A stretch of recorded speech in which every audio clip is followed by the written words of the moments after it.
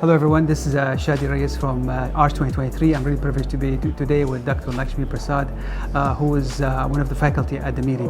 Dr. Lakshmi, thanks for being with us.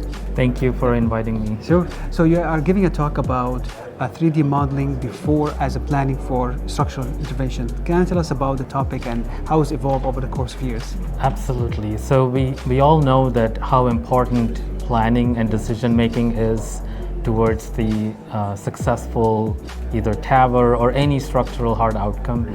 So what we have developed is technology that is predictive technology. So it actually has artificial intelligence that will automatically do all of the planning steps that normally a human would do in a matter of seconds. In addition to that, it can also predict how the device would interact with the patient's anatomy, what will happen to the device in the future, like how soon would it fail, what complications could happen, and it would take into account the lifetime management questions for that patient. So what does that require? So I know artificial intelligence require a lot of data. So as you have one patient, so how do you gather the machine to learn that model? Yes. So when we apply this model actually has trained and is fine-tuned to make predictions of how these different devices interact with different patients.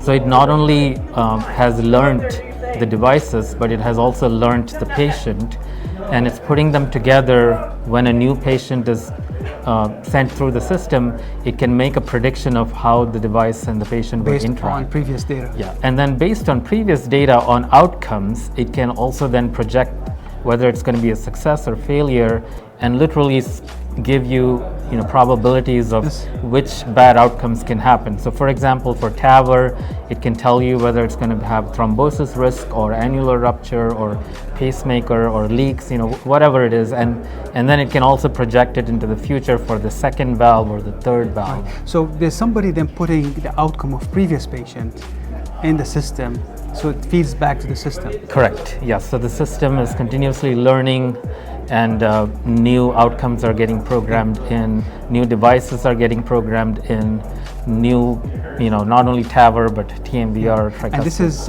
one center data, or you have a collaboration with different collaboration. centers? So this is a collaborative effort. And is this commercially available, or this is now still in the trial phase? So currently this is not commercially available.